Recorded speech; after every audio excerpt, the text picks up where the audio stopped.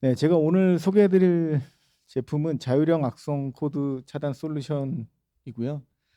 기존에 있었던 그 레거시 백신과 뭐가 다른지 그 부분을 중점적으로 말씀을 드리도록 하겠습니다. 얼마 전에 아마 미국 쪽에 TV에서 많이 보셨을 거예요.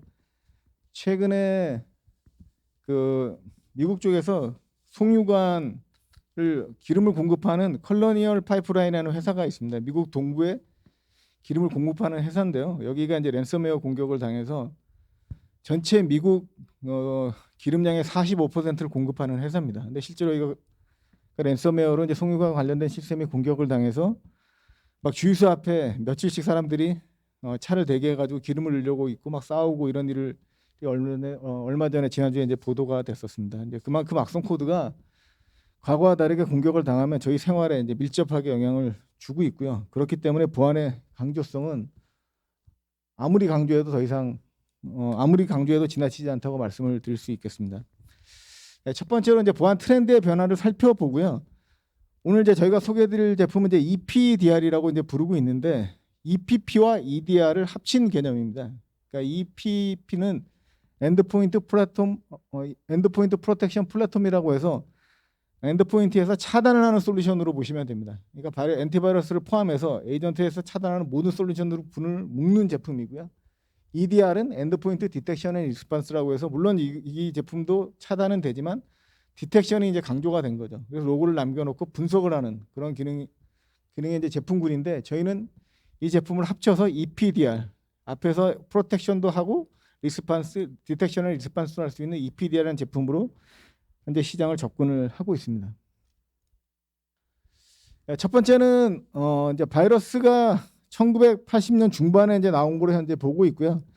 멜리샤라는 바이러스를 일반적으로 최초의 바이러스로 이제 보고 있습니다. 그 외에 이제 다양한 바이러스가 80년대에 이제 나왔죠. 이때는 엔티바이러스 이제 제품이 나왔고요. 아시는 것처럼 엔티바이러스 제품은 시그너처 기반이라고 해서 악성 파일로 확인된 시그너처가 있는 것만 차단하고 나머지 거는 모두 허용하는 이런 군의 이제 제품입니다. 그러니까 초창기에는 이 엔티바이러스만 하더라도 굉장히 효율적이었습니다. 그 이유가 악성 코드가 이제 많지 않았고요. 쉽게 이제 샘플을 구해서 그 샘플 기반으로 탐지를 할 수가 있었습니다. 근데 점점 이제 공격이 진화되면서 최근 같은 경우에 보면 예전에는 악성 코드가 나오게 되면 막 10만 대, 만 대, 막 수십만 대의 PC를 감염시키기 때문에 쉽게 악성 코드 샘플을 이제 확보할 수가 있었죠. 그럼 바이러스 업체에 보내고 그걸 분석해 가지고 동일한 파일들은 바로 이제 삭제가 됐었습니다. 근데 엔티바이러스가 이제 문제가 점점 이제 발견되기 시작했는데 가장 큰 문제가 뭐냐면 이 시그너처 기반을 쓰는 이유가 정확도가 높습니다. 사람 지문처럼 동일한 파일에 대해서만 차단하기 때문에 정확성은 높지만 단점은 지문이 없으면 그 범죄자를 특정할 수 없거든요. 근데 역으로 지문이 없는 사람들은 범죄를 저지르더라도 지문이 없는 사람은 잡을 수가 없겠죠. 이제 시그너처도 동일하게 이미 우리가 갖고 있는 샘플에 대해서는 효율적으로 차단하지만 알려지지 않은 공격은 탐지를 할 수가 없습니다. 근데 최근에 공격 유형을 보게 되면 예전처럼 수십 대, 수십만 대의 PC를 대상으로 하는 게 아니라 뭐 10대, 심지어는 5대 이런 굉장히 작은 특수한 영역의 집단에 있는 PC에 대해서만 공격 대상으로 하는 경우가 점점 늘어나고 있고요. APT 공격을 보시게 되면 샘플을 구하기가 굉장히 어려워졌다는 거죠. 그리고 두 번째는 변종을 만드는 게 너무 쉬워졌습니다. 변종이 어디든지 쉽게 툴 같은 거 인터넷에서 10만 원 정도만 주고 사면 파일의 특성을 바꾸는 변종 툴이 굉장히 많이 나와 있기 때문에 이런 문제가 이제 이런 문제 때문에 시그너처의 한계가 이르렀게 됐고요. 두 번째는 이제 가시성이 부족합니다. 예를 들어서 제가 오늘 엔티바이러스 돌렸는데 저희 PC에서 랜섬웨어가 이제 탐지가 됐습니다. 아니면 백도어가 탐지가 됐습니다. 그러면 그 파일이 랜섬웨어고 백도어이기 때문에 삭제는 하지만 제가 백신으로 탐지하기 전에 삭제하기 전까지 PC에서 뭐를 수행했는지 알 수 있는 방법이 없다는 거죠. 그냥 파일만 삭제한 거고 예전에 얘가 레지스트리를 어딜 변경해놓고 파일 어딜 변경해놓고 이런 걸 알 수가 없습니다. 그럼 이 정보가 없기 때문에 굉장히 불안한 거죠. 저도 예전에 국내 기업의 보안관리자로 근무할 때 웹서버가 한번 공격을 당했었는데 백신 업체에 연락을 해서 악성 코드는 샘플을 신고한 다음에 그 동일 파일이 없다는 거는 검증을 받았습니다. 근데 그 해당 파일이 삭제되기 전에 PC에서 뭘 했는지를 서버에서 뭘 바꿨는지 알 수가 없었다는 거죠. 그래서 그 부분을 연기했더니 포맷할 수밖에 없다고 해서 제가 한 2달에 거쳐 가지고 웹서버가 굉장히 중요했기 때문에 2달에 거쳐서 PC 시스템을 다시 만들고 옮기는 작업을 했던 기억이 있습니다. 그러니까 결국에는 악성 코드를 찾는 것도 중요하지만 더 중요한 거는 그 악성 코드가 뭘 바꿨고 PC 내에서 어떤 시스템을 바꿨는지 이에 대한 정보를 가지고 그 변경된 파일을 원복할 수 있는 기능이 반드시 필요하겠죠. 그다음에 이제 관리가 어렵다고 이제 말씀을 드릴 수 있는데 이 시그너처 기반이기 때문에 시그너처를 다운로드 받아야 됩니다. 오늘 제가 바이러스 업체에 샘플 신고를 했다면 그 신고된 샘플이 업데이트가 돼야지만 동일한 파일을 잡을 수 있거든요. 그러니까 PC가 한 대, 2대인 경우에는 쉽게 이런 부분이 가능하지만 제가 5,000대 PC를 관리하는 관리자라면 5,000대가 동일한 패턴으로 다 최근 걸 갖고 있다는 걸 보장받기 굉장히 어렵거든요.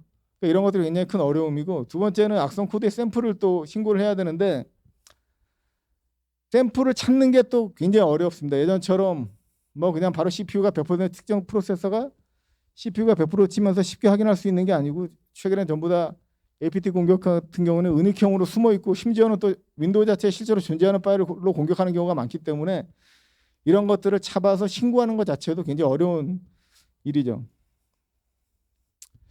그래서 이제 나온 게 2000년 초반에 이제 이르면서 와일드 리스트라는 새로운 기법이 나왔습니다. 이거는 이제 뭐 아시는 것처럼 정상 범위를 설정해 놓고 나머지를 모두 이제 차단하는 그런 기능을 이제 수행하는 거죠. 예를 들어서 최초의 PC를 설치하고 여기 있는 것만 정상 파일로 판단하고 그 위에 변경된 거는 실행하지 못하도록 전부 다 이제 차단을 하게 되는 겁니다.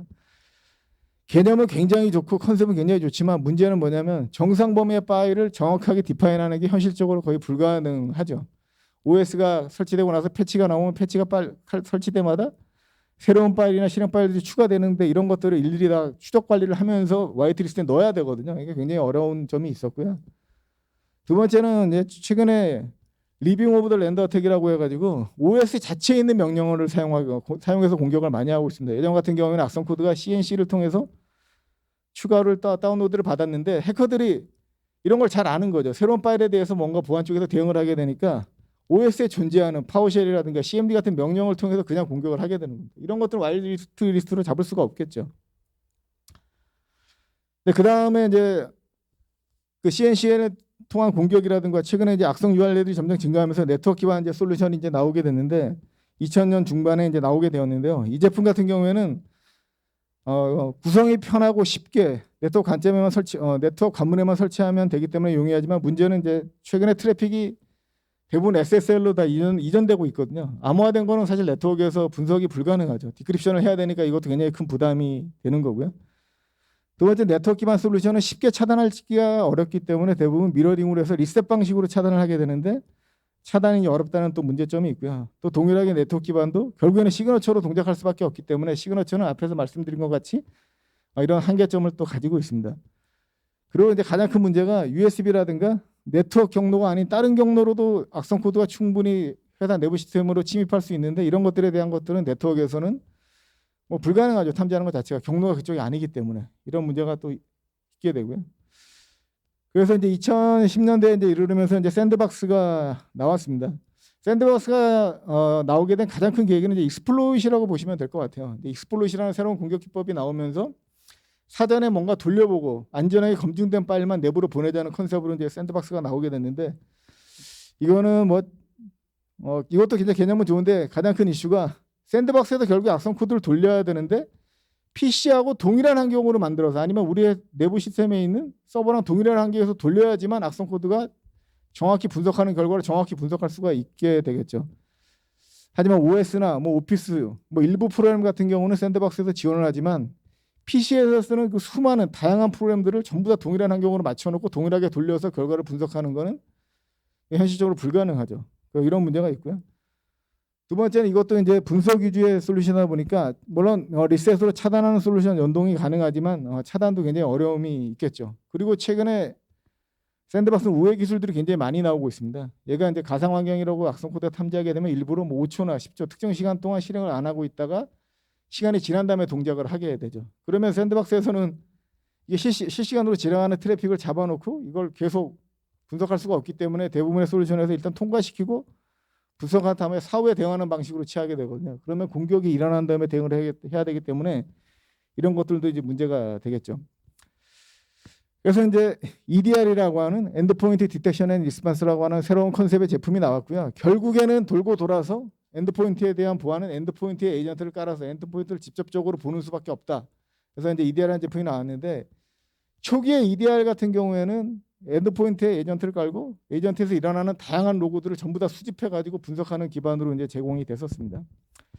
근데 이게 굉장히 많은 데이터, 엔드포인트에서는 정말 다양한 데이터가 생산이 되기 때문에 이런 것들에 대한 분석을 하기 위해서는 분석을 하기 위한 이제 당연히 전문가가 필요하고요. 두 번째는 대용량의 플랫폼이 또 필요하겠죠. 데이터가 많아지니까 수천 대의 에이전트로부터 로그를 다 수집해가지고 이걸 분석하려면 고도의 전문 지식과 또 다양한 고성능의 이제 플랫폼이 필요한 이런 단점이 있겠죠.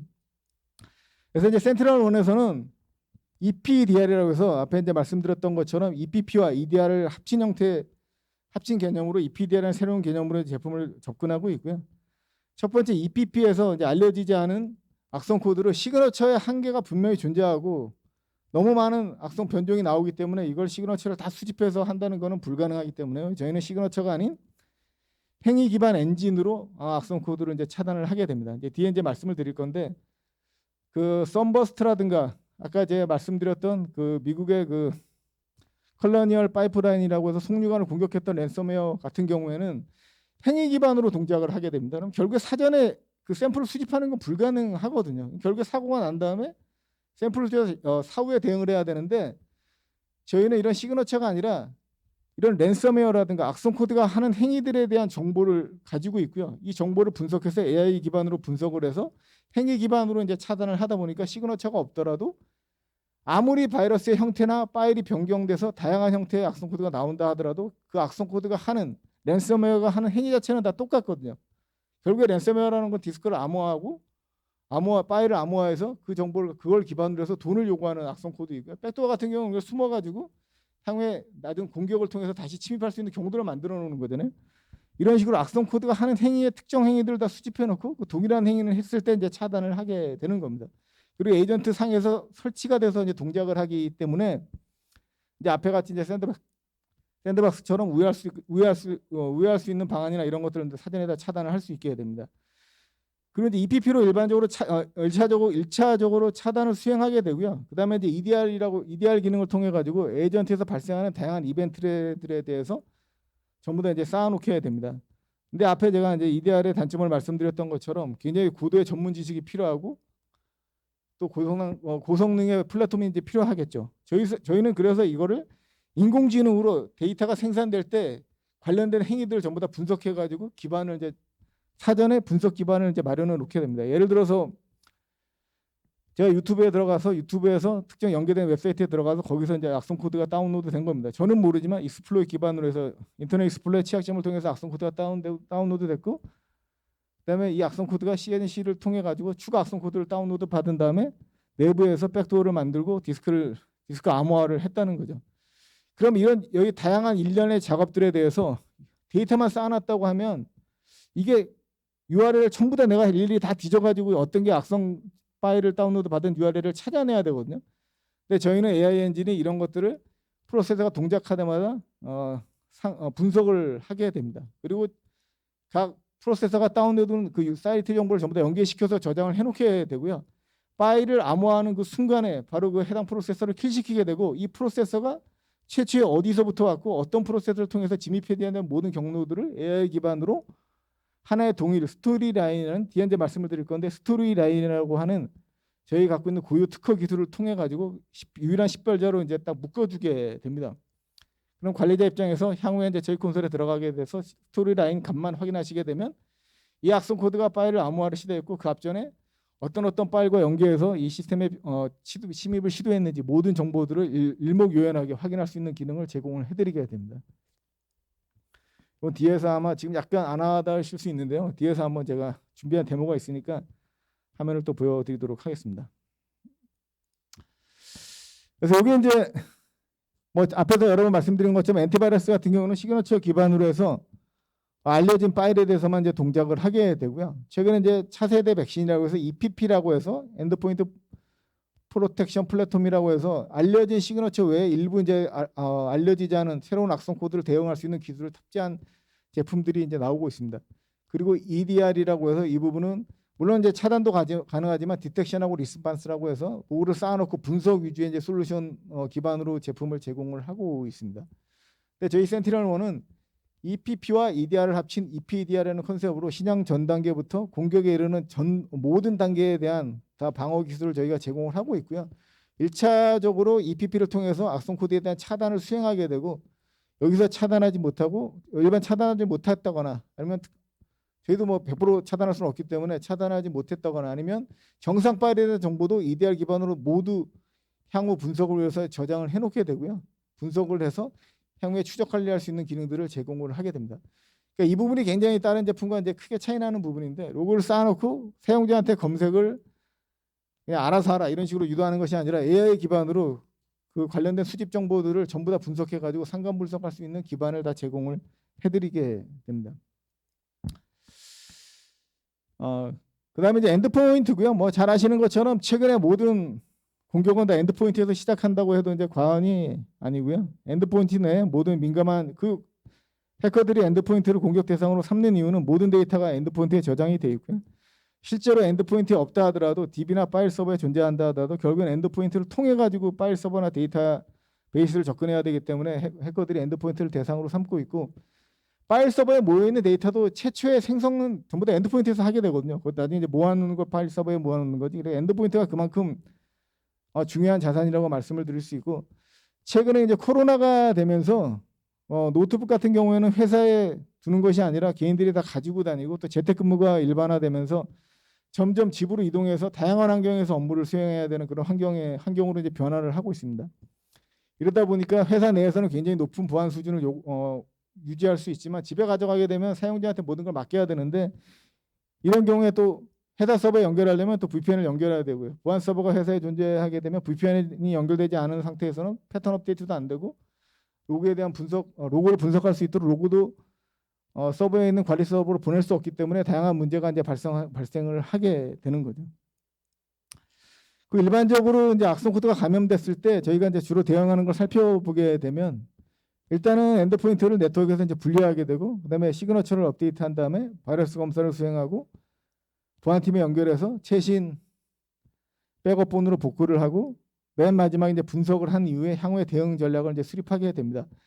제가 5가지로 이제 간단하게 써봤는데 이게 아무리 짧더라도 일주일 이상 정말 보안이 잘 돼 있는 회사라도 하루 이상은 걸릴 수밖에 없는 작업인 거죠.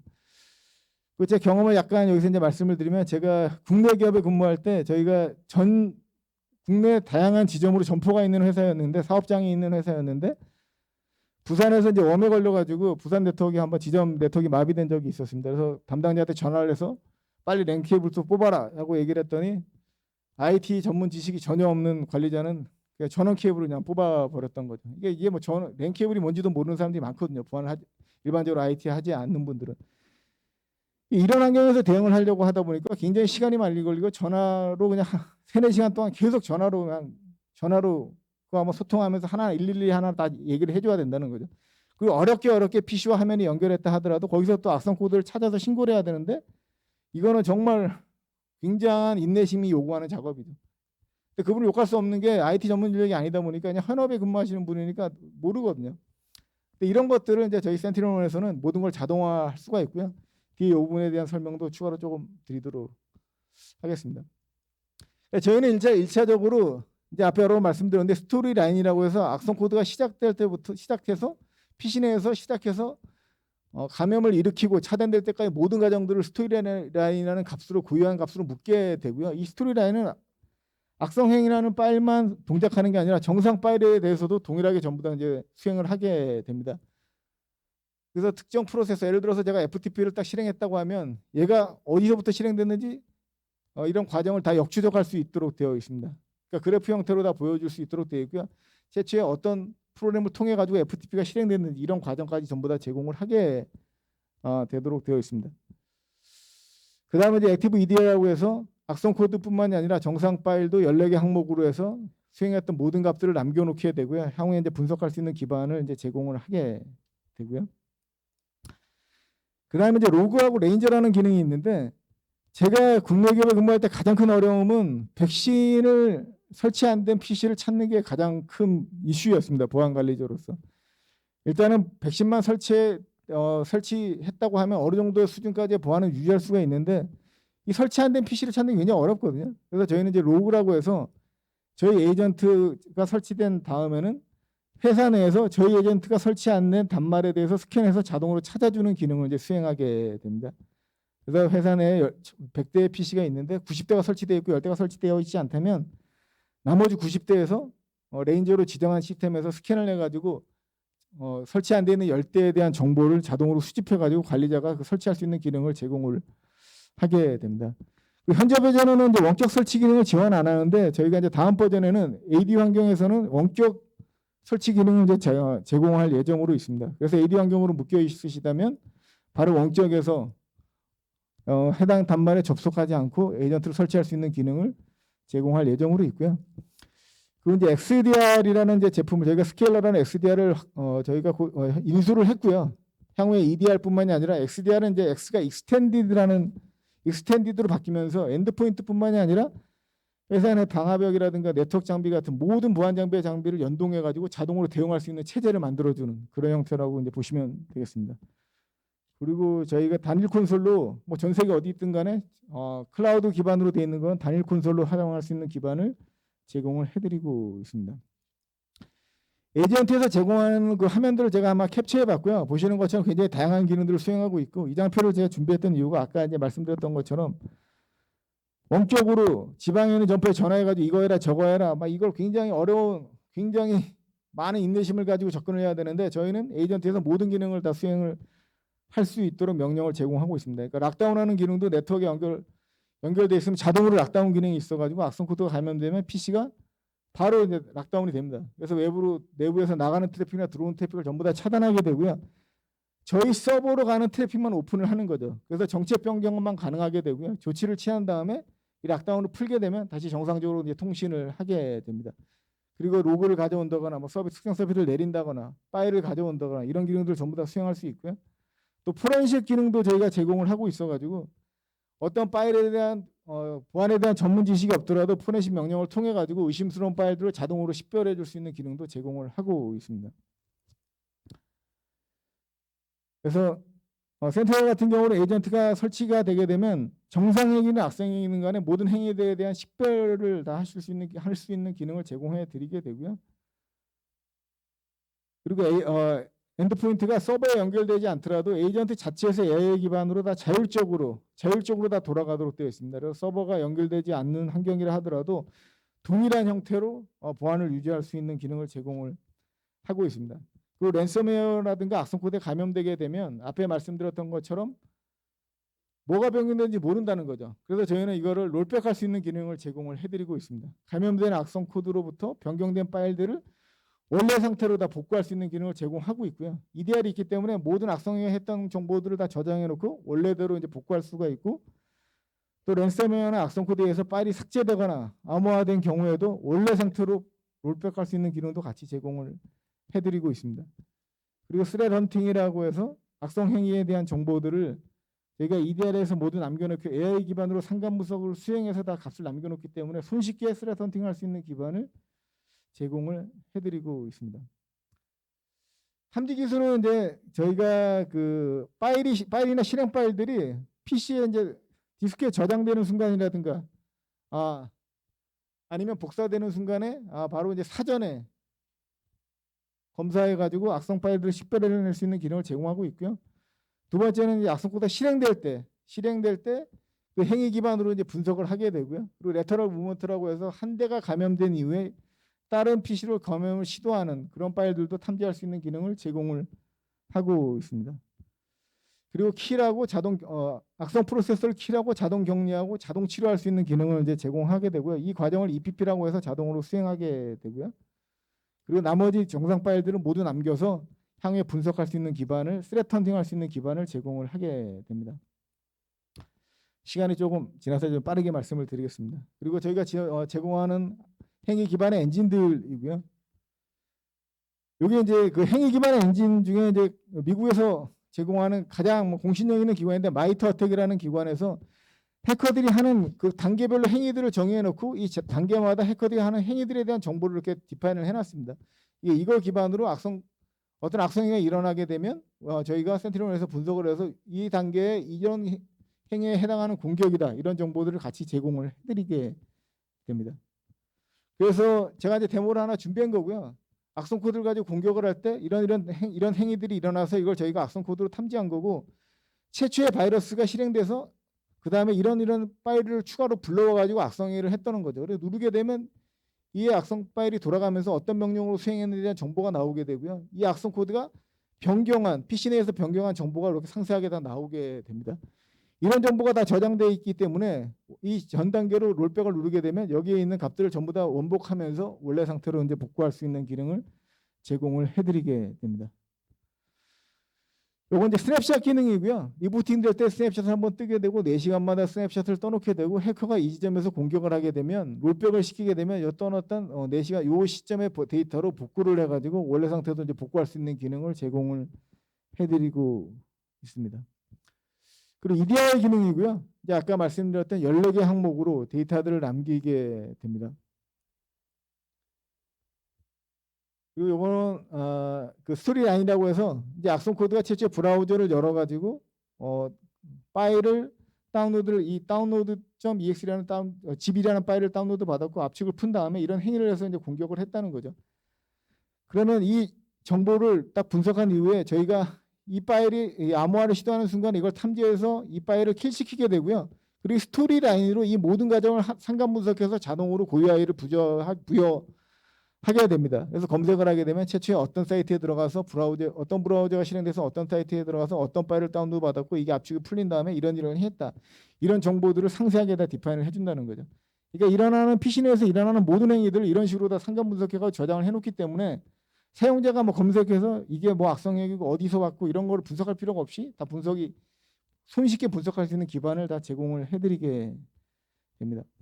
그리고 이건 앞에 말씀드렸던 것처럼 미덜치된 단말을 스캔해서 찾아줄 수 있는 로그라는 기능을 제공하고 있고요. 레인저는 OS뿐만이 아니라 뭐 IoT 단말까지 다 찾을 수 있습니다. TV라든가 와이파이라든가 뭐 냉장고라든가 네트워크에 붙어있는 모든 단말들을 찾을 수 있는 기능까지 제공을 해드리고 있습니다. 마지막으로 이 부분만 말씀드리고 마치겠습니다. 아까 말씀드린 그 마이터라는 이제 분석 기관이고요. EDR 제품들을 모두 초대해가지고 국내 안랩도 이 연구에 이제 참여를 했었습니다. 그러니까 뭐 저희뿐만 아니라 크라우드스트라이커, 카본블락 전 세계 굉장히 많은 회사들이 여기에 참가를 해서 이 제품을 실제로 이제 테스트하는 연구 목적의 기관이고요. 여기서 이제 3가지 방식으로 APT39랑 뭐 3가지 시나리오를 얘네들이 만들어서 실제로 APT가 공격하는 것처럼 공격을 해가지고 EDR 솔루션에서 이걸 얼마나 탐지했는지를 이제 분석하는 그런 리포트를 이제 매년 리포트를 발표했는데요. 저희가 이제 유일하게 여기 보시면 이제 비저빌리티라고 해서 100% 가시성이라고 해서 모든 그 하바나하고 핀7이라고 하는 해킹 그룹에서 했던 해킹 공격의 시나리오대로 공격을 했는데 여기서 저희가 유일하게 참가한 모든 업체 중에서 유일하게 100% 모든 행위들을 탐지한 유일한 벤더이고요. 이게 이제 저희가 그 단계별로 이제 분석을 한 겁니다. 이쪽이 많이 잡을수록 좋은 거고요. 이게 이제 미탐이 없을수록 이제 좋은 겁니다. 가장 많이 상간 분석이 잘 돼서 159개를 정상적으로 잡았고 미탐도 하나도 없었다는 거죠. 여기 보시면 이런 제품들 같은 경우에는 이제 잡은 개수고요. 그다음에 놓친 개수를 이렇게 상관해서 보시면 됩니다. 저희가 가장 높은 점수를 받았고요. 이거는 마이터어택이라는 홈페이지에 들어가시면 뭐 언제든지 확인할 수 있는 공신력이 있는 자료입니다. 제가 좀 시간이 부족해서 굉장히 빠르게 말씀드렸는데 R89 부스로 오시면 제가 또 상세하게 말씀을 드리고 데모도 준비되어 있으니까 데모로 직접 보여드리도록 하겠습니다. 감사합니다.